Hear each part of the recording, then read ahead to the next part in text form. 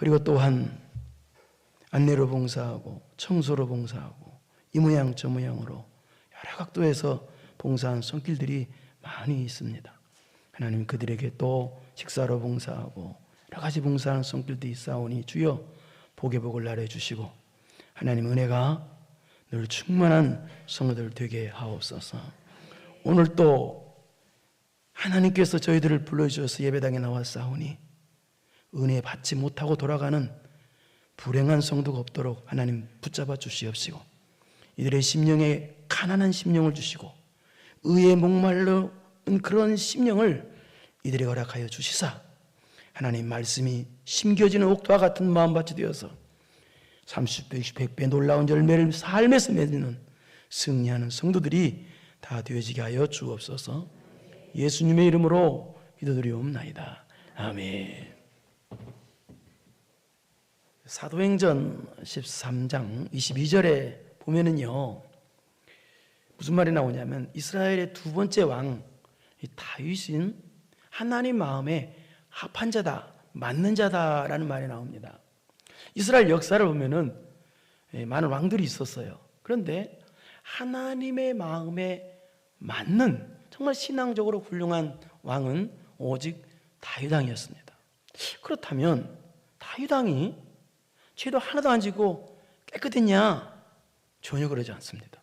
하나님 앞에 엄청난 죄를 범한 사람입니다. 그럼에도 불구하고 다윗은 역사상 가장 위대한 하나님 마음에 합한 신앙적으로 훌륭한 왕이 되었어요. 그렇게 될 수 있었던 배경은 바로 오늘 본문의 모습이 있었기 때문에 그래요. 그럼 오늘 본문의 내용은 어떤 내용이냐? 그럼 먼저 오늘 본문의 배경을 먼저 보면은 다윗도 역시 우리와 같은 인간인지라 그런데 그럼에도 불구하고 보통 사람이 상상할 수 없는 큰 죄를 범했어요. 그것은 사무엘하 11장에 나오는 우리아의 아내 밧세바를 범한 사건이에요.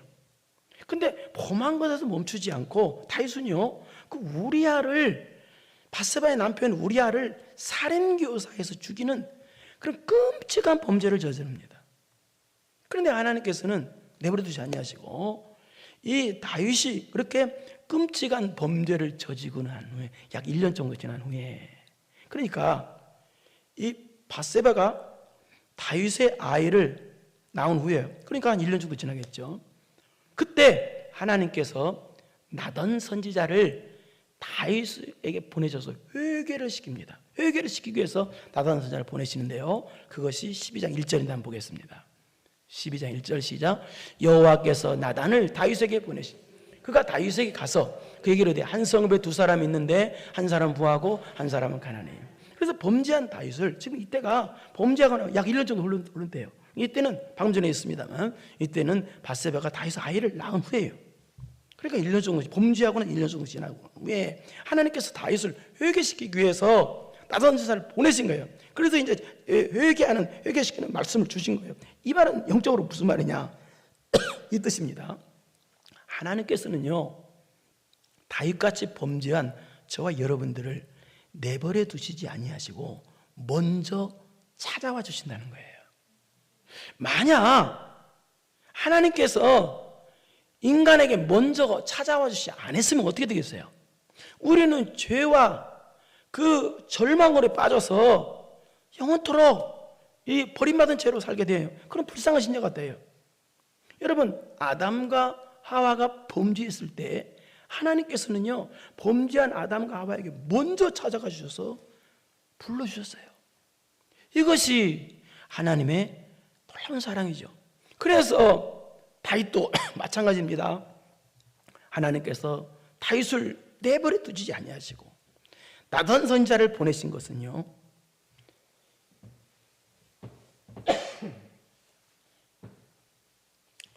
오미크론 걸린 게 아닙니다. 나단 선지자를 보내신 것은 바로 하나님께서 다윗을 먼저 찾아가 주신 거예요. 그래서 먼저 찾아가 다윗을 나단 선지자를 보냈어요. 그래서 나단 선지자가 가서 다윗의 죄를 신랄하게 책망하는 그런 비유로 말씀을 전해줍니다. 비유로 말씀을 전해요. 그래서 다윗의 반응이 나타나요. 그래서 다윗의 반응을 보고 나단 선지자가 뭐라고 말하냐? 12장 7절을 보겠습니다. 시작.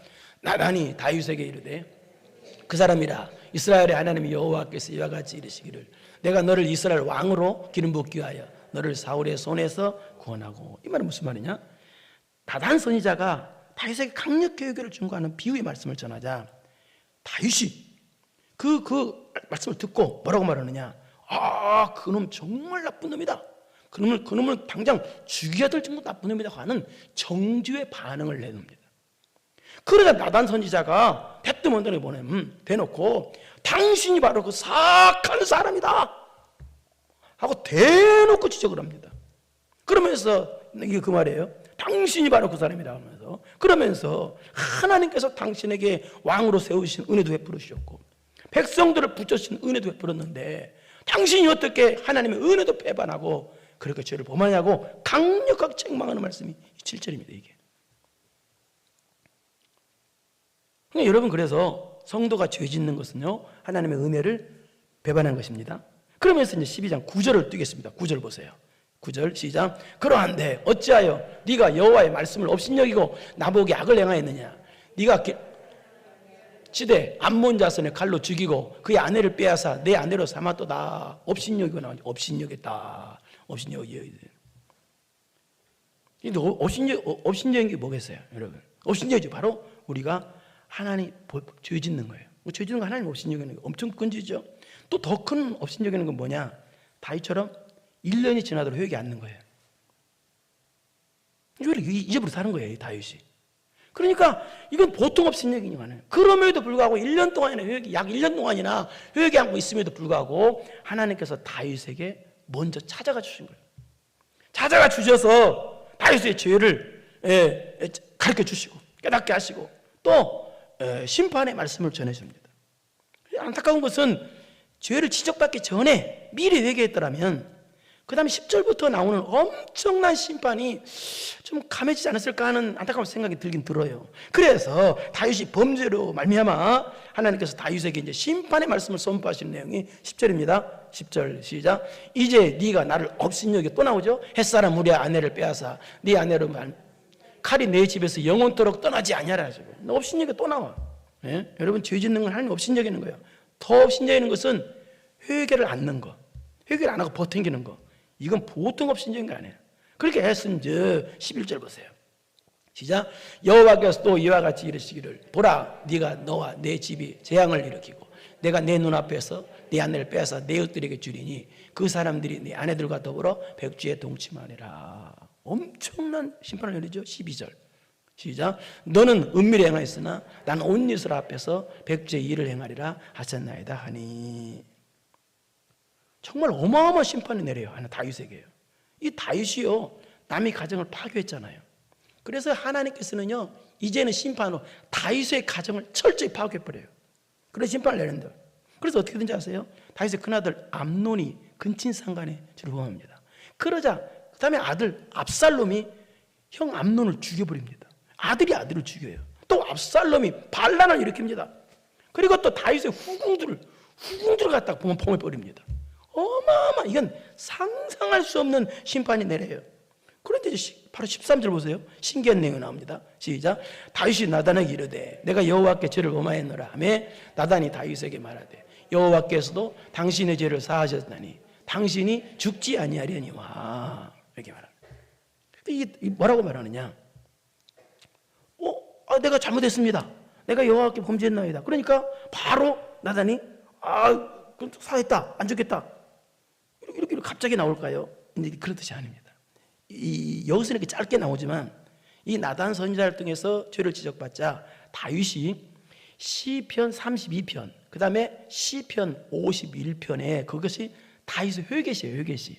거기 보면은 다윗이 회개를 어마어마하게 합니다. 어마어마하게 회개를. 그리고 다윗의 회개의 특징은 변명하지 않습니다. 변명하지 않는 회개예요. 너 왜 그랬어? 그럼 사울 왕처럼 숨기거나 변명하거나 그러지 않고 다 죄에 대해 다 내려놓고 솔직하고 순수하게 회개를 합니다. 엄청나게 회개를 합니다. 그러자 하나님께서 나단 선지자를 통해서 여호와께서도 당신의 죄를 사하셨다고 선포해 주신 것입니다. 우리 내용을 잘 알고 있어야 돼요. 당신 죽지 아니라 한 거예요. 그렇게 말한 거예요. 여기 죄를 사하셨다. 이 말은 무슨 말이냐? 죄를 제거해 주셨다.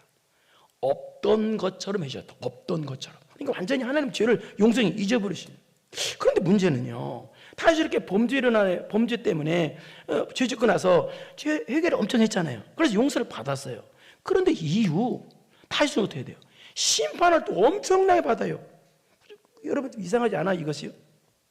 하나님께로부터 용서를 받았으면 거기서 끝나야지. 무슨 심판을 또 받아요? 이해가 안 되잖아요.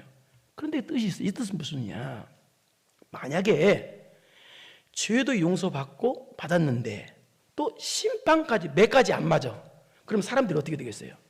죄 지었는데 용서는 받았어. 근데 하나님 때리지도 않으셔. 그 죄에 대한. 그럼 어떻게 되겠어요? 사람들이, 이 세계 모든 사람들이 100% 진죄 또 짓고 또 짓고 반복적으로 짓습니다. 죄의 심각성을 모릅니다. 그래서 하나님께서 죄도 용서해 주시고 또 죄인까지도 사랑하시지만 죄에 대한 책임은 분명히 묻습니다. 그래서 왜 물으시냐 묻는 이유가 바로 죄가 이렇게 나쁘다는 걸 깨닫게 하시려고. 하나님이 죄가 얼마나 싫어하셨으면 십자가 달려 죽으시기까지 죄를 싫어하셨겠어요. 그것이 또 하나님의 사랑이에요. 그래서 다윗이 범죄함으로 이후로 어떻게 됐어요? 범죄함으로 하나님의 심판으로 아들 압살롬이 반란을 일으킵니다. 그래서 아버지를 죽이려고 그래요. 그리고 또 백성들은, 많은 사람, 대부분 백성들이 또요, 이 사악한 압살롬에게 다 넘어가 버려요.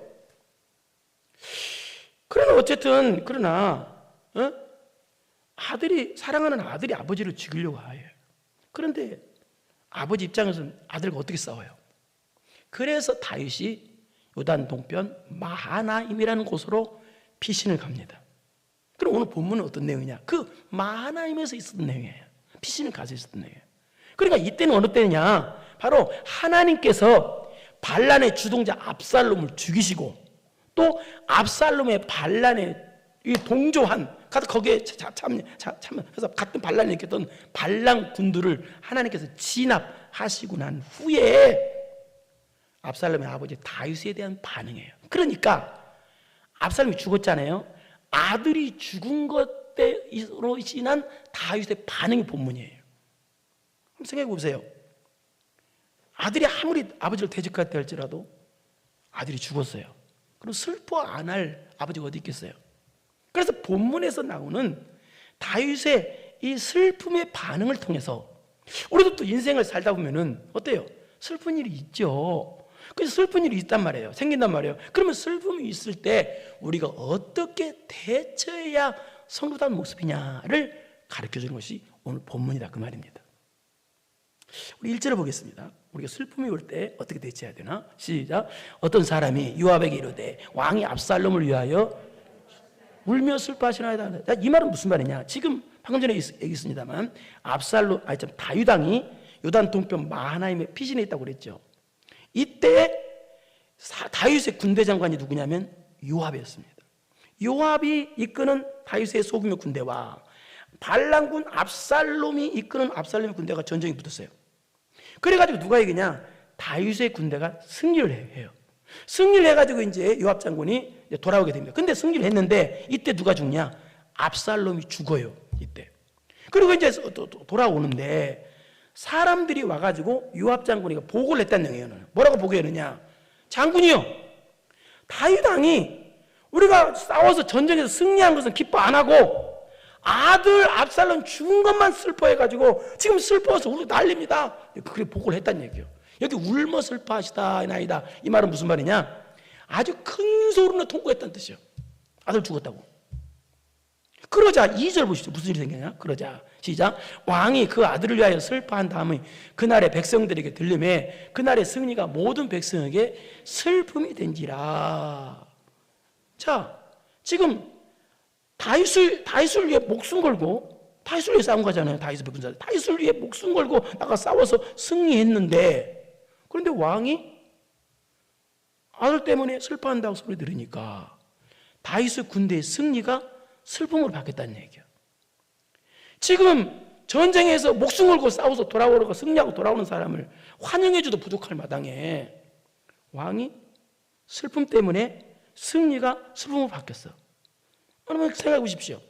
여러분이 우리 프로 스포츠 선수들, 프로 스포츠 선수들은 자기 돈 벌기 위해서 나가는 거예요. 외국에 나갔어요. 그래서 나가서 잘하고 오면 뭐예요? 한국 사람들이 공항에까지 나가서 환영을 해요. 그러나 지금 다윗을 위해 싸운 거예요. 이 사람들은요. 다윗을 위해 목숨을 내놓고 싸워서 승리하고 돌아왔는데 환영해 주기는커녕 아들 압살롬 때문에 왕이 슬픔만 하고 앉아있어. 그러니까 군대의 사기가 어떻게 되겠어요? 자, 여기서 여러분, 아들이 죽어서 슬퍼하는 거 당연합니다. 그래서 지도자가 어려운 거예요. 슬픔을 감춰야 되니까요. 그래서 지도자가 어려운 거예요. 마음대로 슬퍼하지도 못해. 왜? 사기가 먼저니까. 슬픔만 하고 있으니까 백성들의 사기가 떨어져. 그러면 이 다윗이 어떻게 슬퍼했느냐? 물론 이 압살롬이 죽기 전에, 압살롬과 다윗의 군대가 싸우기 전에 다윗이 요압 장군에게 압살롬에 대해서 신신당부했었습니다. 우리 18장 5절을 보겠습니다. 뭐라고 신신당부하는지. 시작. 왕이 요압과 명령하여 이르되 나를 위하여 젊은 압살롬을 너그러이 대우하라 하니 왕이 압살롬을 위하여 모든 군 지휘관에 명령할 때에 백성들이 다 들으니라. 이 말은 무슨 말이냐? 지금 압살롬의 군대와 다윗의 군대가 지금 싸울 때 다윗의 군대의 군대 장관이었던 이 요압에게 다윗이 압살롬의 반란군들은 진압을 하되 압살롬은 죽이지 말라라고 명령했다는 거예요. 그러니까 다윗은요, 아들이 아버지를 죽이려고 해도 용서하고 싶은 그게 아버지의 마음이에요. 그랬으면 요압이 순종했어야 되잖아요. 근데 순종을 안 해요. 압살롬이 막 도망갈 때 머리가 무성하기 때문에 이 머리가 상수리남에다 걸렸어요. 그래서 압살롬이 대롱대롱 매달린 거예요. 그랬으면 얼마든지 가서 생포할 수도 있었는데, 근데 요압이 그냥 달려가서 창으로 찔러버려요. 그리고 10사람이 함께 달려붙어가지고 그냥 쳐 죽여버려요. 그리고 시체를 던지고 돌무더기 쌓아버려요. 비참하게 죽어요, 압살롬이. 그리고 그 후에 어떻게 됐겠어요? 그 후에 다윗의 군대가 승리를 했어요. 승리를 했지만, 그래서 이제 전령이 다윗에게 보고를 한 거예요. 아, 우리 군대가 승리를 했습니다. 그런데 압살롬이 죽었습니다. 보고를 한 거예요. 그러니까 다윗이 아들이 죽었으니까 막 슬퍼하는 거예요. 그 얼마나 슬퍼했는지 18장 33절 한번 보겠습니다.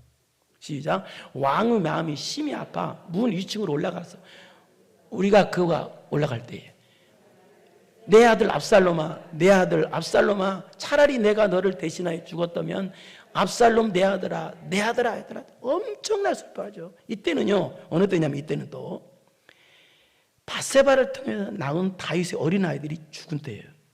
또 암논을 압살롬이 또 죽인 때예요. 또 가장 사랑하는 압살롬도 또 죽었어요. 그러니까 다윗의 범죄로 지금 뭐예요? 아들 3명이나 죽은 거예요. 그러니까 아버지 다윗의 입장, 심령은 어떻게 되겠어요? 심정이 슬플 대로 슬픈 거예요. 그런데 여기서는요, 다윗이요, 물론 아들들이 죽었기 때문에 슬픔은 말로 할 수 없죠. 그런데 그것뿐이 아니에요. 이것은요, 그 슬픔뿐이 아니라 다윗은 진짜 슬퍼한 건 뭐냐면 자신이 지은 죄 때문에 뼈아프게 지금 죄를 슬퍼하고 있는 거예요. 그런데 죄 때문에, 자기가 지은 죄 때문에 이렇게 슬퍼하고 있는 거예요, 다윗이. 그런데 여러분요, 슬퍼는 그렇게 하고 있는데, 그런데 지금이 어느 때예요? 지금이 다윗의 군대가 목숨 걸고 싸워서 승리한 때예요. 그런데 왕이, 평민이 있으면 괜찮아요. 왕이 막 슬퍼만 하고 있어. 환영도 안 해주고. 근데 사람들이 뭐라고 그러겠어요? 백성들이 자기만 죽었나? 우리도 죽었지. 이럴 가망성이 많단 말이에요. 그리고 왕이 그러고 앉아있으니까 사기적인 면이 난리가 아닌 거예요. 그래서 방금 전에 있습니다만, 그래서 지도자가 어려운 거예요. 그래서 다시 2절을 봐봐요. 그래서 그 이 말이 그게 2절 시작. 왕이 그 아들을 위하여 슬퍼한 다음에 그날의 백성들에게 들리매 그날의 승리가 모든 백성에게 슬픔이 된지라. 그래서 승리하고도 슬픔이 됐다는 얘기예요. 그리고 또 이 말은 또 무슨 말이냐? 왜 승리에서 슬픔이 되냐? 승리에서 기쁨이 된 건 딱 한 가지입니다. 그게 뭔지 아세요? 하나님의 영광을 위해서 영적 싸움을 싸우는 거예요. 여러분이 신앙 승리하기 위해서 신앙 영적 싸움을 싸워서 승리하면 그때는 진정한 기쁨이 와요. 해보세요. 진정한 기쁨이 그때 오지. 그런데 지금 다윗이 싸운 전쟁은 어떤 전쟁이에요? 다윗의 범죄로 인한 전쟁이에요. 아버지와 아들과 부자지간에 싸우는 전쟁이고 이스라엘 백성들끼리 싸우는 전쟁, 아주 추악한 전쟁이에요. 예? 그리고 압살롬은 사탄마귀가 붙은 사람이에요. 사탄마귀가 붙으니까 골육간에 막 전쟁을 붙게 만드는 아주 추악한 전쟁이에요. 그러니까 승리하고도 기쁨이 없는 거야. 여러분, 오직 기쁨은요, 하나님의 영광을 위해서 영적 싸움에서 승리할 때만이 기쁨이 오는 것입니다. 여러분이 신앙 승리할 때만이 기쁨이 오는 거예요. 육적으로 범죄해서 싸우는 싸움은, 여러분 육적인 싸움 싸워가지고 기쁜 사람이 있었어요? 여러분 인생을 살고 동안 지금까지 기뻤냐고요? 육적인 사람들과 싸워가지고 안 기쁜 거예요. 이게도 뭐 안 기쁜 거예요. 그래서 어떻게 되냐? 3절 보세요. 3절 시작. 그날의 백성들이 싸움에 쫓겨 부끄러워 도망한 같이 가만히 성으로 들어간. 이 말은 무슨 말이에요? 자, 발람과 싸워서 승리했으면 또 기뻐야 될 거 아니에요. 그런데 왕이 압살롬 죽은 것 때문에만 슬퍼하니까 이 다윗의 군사들이 압살롬과 죽으라고 싸워놓고 왕이 슬퍼하니까 마치 폐잔병처럼 되어서 그렇게 와가지고 뿔뿔이 흩어졌다는 뜻이에요. 폐잔병처럼 와가지고 그냥 와가지고 뿔뿔해졌다는 얘기예요. 아주 백성도 사기가 완전히 난리가 아니야. 그런데 다윗을 보세요. 4절 시작. 왕이 그의 얼굴을 큰 소리로 부르되 내 아들 압살롬아, 내 아들아 아니. 근데 여기서 여러분 볼 때 뭐가 문제예요? 다윗의 아들이 죽으니까 내 아들 압살롬아, 내 아들 압살롬아. 다윗의 슬픔이 맞긴 맞아요. 그런데 뭐예요? 여기 보니까 내 아들아. 이 내 아들이라는 생각에서 벗어나지 못하니까 슬픔이 몇 배로 올라가는 거예요. 내 아들, 내 집, 내 차, 내 지식, 내 명예, 내 것. 이 소유 의식이 강한 사람은요, 내 것이라는 것이 없어질 때 슬픔이 1000배만 돼요.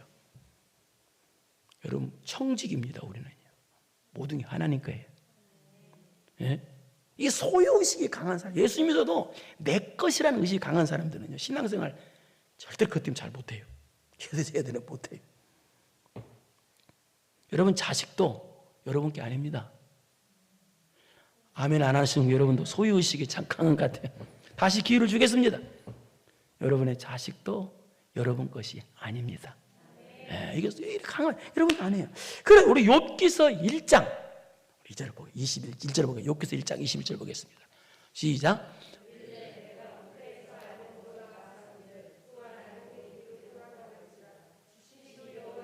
거두니시되 여호와시니 여호와 이름이 찬송을 받으실지나. 욥이 하는 말이에요. 욥이요, 지금 이때는요 10 아들이 다, 자녀들이 다 죽었어요. 가진 재산 다 날라갔어요. 그런데 지금 욥이 뭐라고 고백해요? 내 거 아니다는 거예요. 다 하나님 거다는 거예요. 하나님이 주신 거라는, 하나님 거라는 거예요. 그러니까 자식들이 다 죽고 다 날라가, 재산이 다 날라가도 뭐예요? 하나님을 찬양할 수가 있었던 거예요. 그런데 다윗은 이게 부족했다는 얘기예요. 그러니까 슬픈 배가 된 거예요. 그래서 이런 다윗을 하나님께서 깨우쳐 주시기 위해서 악한 요압을 틀어서 다윗을 깨우쳐 줍니다. 이 요압은요, 다윗의 마음을 정말 아프게 했던 사악한 사람인데요, 그럼에도 불구하고 다윗이 요압을 옆에 두고 썼는데요, 그래서 요압이 와서 하나님께서 요압을 들어서 다윗을 깨우쳐 주는 거예요. 5절 보겠습니다. 뭐라고 깨우쳐 주는가? 시작. 요압이 집에 들어가서 왕께 말씀드리되 왕께서 오늘 왕의 생명과 왕의 자녀의 생명과 처첩과 생명을 구원한 모든 부하들의 얼굴을 부끄럽게 하시니. 자, 이 말은 무슨 말이냐 이 뜻입니다. 왕이요, 만약 우리가 압살롬을 안 죽였으면 왕과 주변에 있는 사람들이 다 죽었을 겁니다. 그리고 백성들이 싸워서, 군사들이 싸워서 나가서 들어왔으면 환영도 해줘야지. 그저 나라에 그 환영도 안 해주고, 또 나라에는 다 뺏기치고 내팽개치고 그저 울고 하고 슬픔만 하고 있으니 백성들의 군사들의 사기가 뭐가 되겠습니까? 하면서 뭐라고 하는 거예요, 요압이 지금. 이게 다윗한테. 예? 그러면서 6절을 또 계속 말해요. 요압이 시작. 이는 왕께서 미워하신 자는 사랑하시며 사랑하는 자는 미워하시고 오늘 지휘관들과 부하들 멸시하시면 나타내시라. 오늘 내가 깨달았으니 만일 압살롬이 살고 오늘 우리가 다 죽었다면 뻔하였나이다. 이게 무슨 말이에요? 이거 지금 요압이 지금 너무 오버하는 건데 잘못한 말인데, 이 말은요. 왕이 다윗 왕이 압살롬을 사랑하고 백성들은 미워하고, 또 왕이 압살롬만 살기를 바라고 백성들은 죽기를 바라고, 그리고 막말한 거죠. 여기 이 부분에서는요. 그러지 않아요. 다윗은요, 압살롬 사랑하지만 백성들도 끔찍이 사랑하는 사람이 다윗이에요. 그리고 압살롬만 살기 바라고 백성을 죽기 바라고 전혀 그러지 않았어요. 그렇다면 다윗이 왜 이렇게 슬퍼했을까요? 그래서 방금 전에 얘기했습니다. 그것은 자식 죽은 것 때문에 맞긴 맞아요. 그런데 뭐라고 해요? 다윗이 범죄한 그 죄의 그 뉘우침의 슬픔이에요. 끔찍한 처참한 그 뉘우침. 그래서 또 울고 또 슬퍼하고 그랬던 거예요. 그런데 요압은 다윗의 마음을 모르니까 가슴 아픈 사람이 더 가슴 아프게 하는 거예요. 그래서 7절은 이것도 하나님의 말씀이에요. 7절은 요압이 계속 말합니다. 시작. 이제 곧 일어나 나가 왕의 부하들의 마음을 이루어 말씀하옵소서. 내가 여호와를 두고 맹세함나니 왕이 만일 나가지 아니하시면 오늘 밤에 한 사람도 왕과 함께 머물지 아니할지라.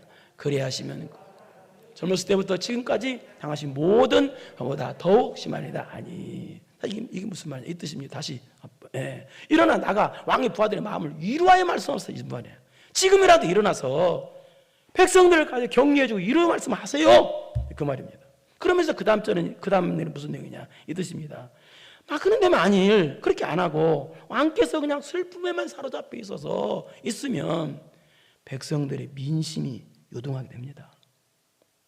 그러면 또 반란이 일어날 수 있습니다. 그러면 그런 긴박한 사태가 발생할 수 있는데 어떻게 하실 겁니까?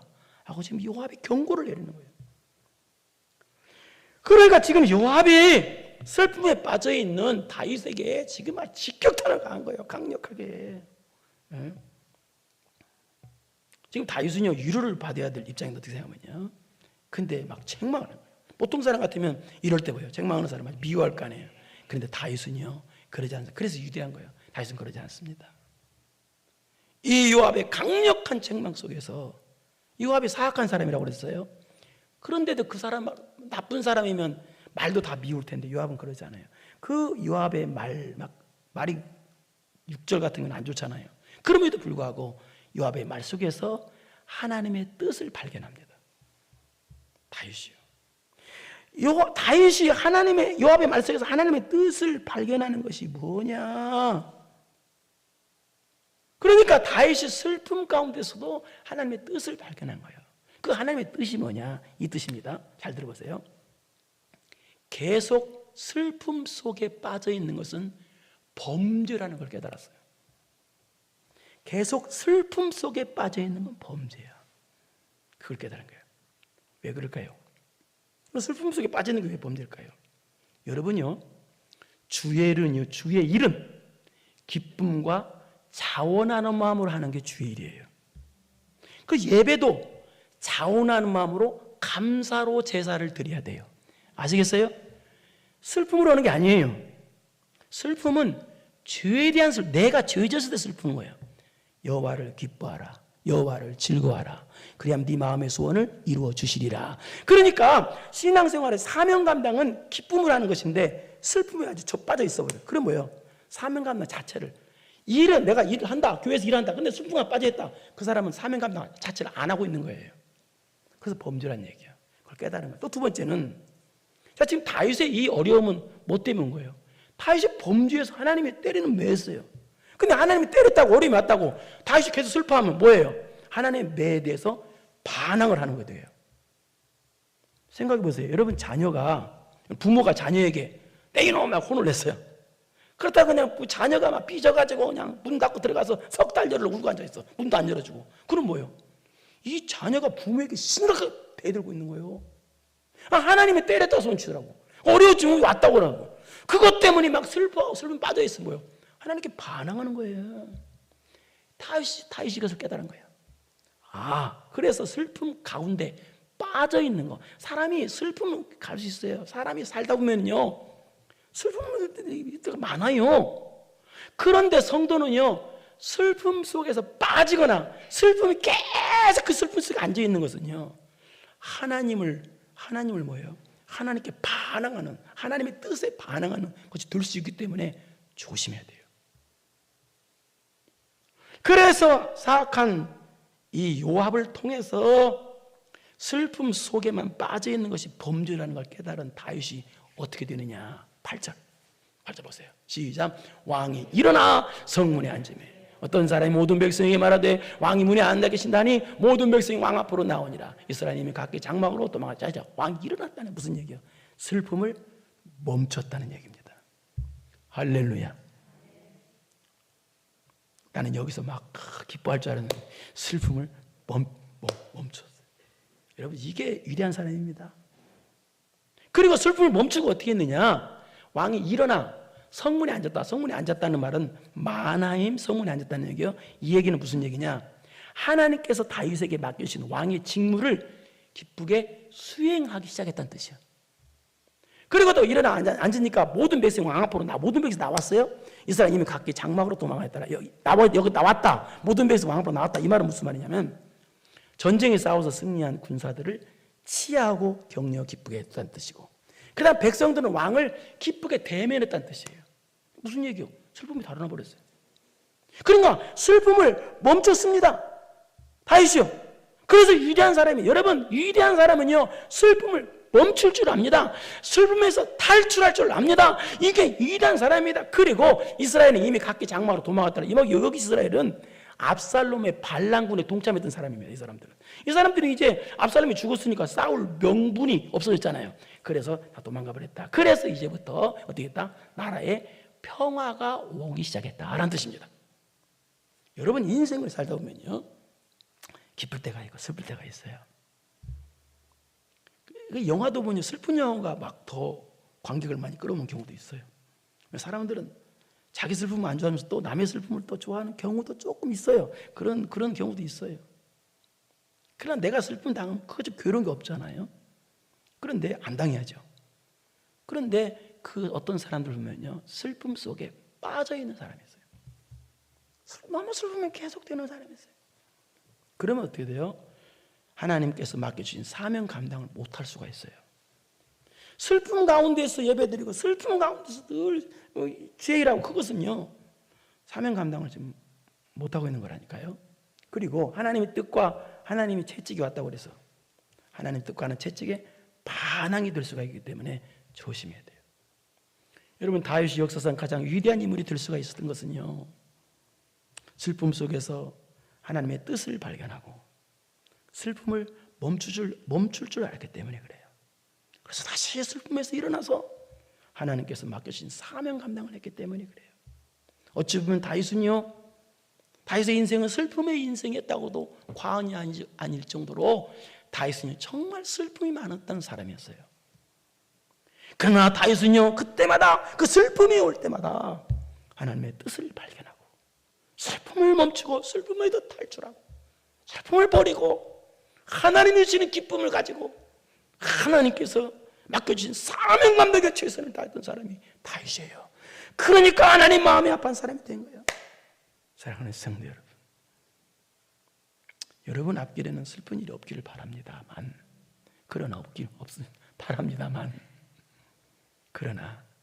인생에 살다 보면 꼭 그렇지는 않잖아요. 그 슬픈 일이 오는 경우가 있단 말이에요. 특히 가족들하고 헤어지는 슬픔 같은 게 참 크죠. 그런 거 참 슬픔 참 많죠. 저 같은 경우도 아버지가 돌아가실 때 옛날에 참 몇 년간은 마음이 감당이 안 되더라고요. 그런 여러 가지 슬픔들이 참 많이 있죠. 그러나 성도는요 슬픔 속에서 탈출해야 됩니다. 슬픔 속에 있으면 안 됩니다. 슬픔을 멈추고 어떻게 해요? 다시 일어서십시오. 그래서 기쁨으로 사명 감당하십시오. 그런 사람에게 하늘문이 열립니다. 하나님이 역사하면 그런 사람이 위대한 사람입니다. 여러분, 슬픔을 멈추고 하나님께서 맡겨진 사명 감당을 씩씩하게 해서 기쁘게 해서 위대한 하나님의 사람이 되기를 축원합니다. 이제는 우리 구주 예수 그리스도의 은혜와 전능하신 하나님 아버지의 무한하신 사랑하심과 성령님의 교통교제의 감동감화하심이 슬픔이 온다 할지라도 멈추고 다시 일어서서 기쁘고 하나님께서 주시는 기쁨을 가지고 하나님께서 맡겨주신 사명 감당 최선을 다해서 감당하기로 마음 깊이 결단하고 돌아가는 사랑하고 사랑하는 성도들 머리머리 위에 이제로부터 영원토록 함께 있을지어다.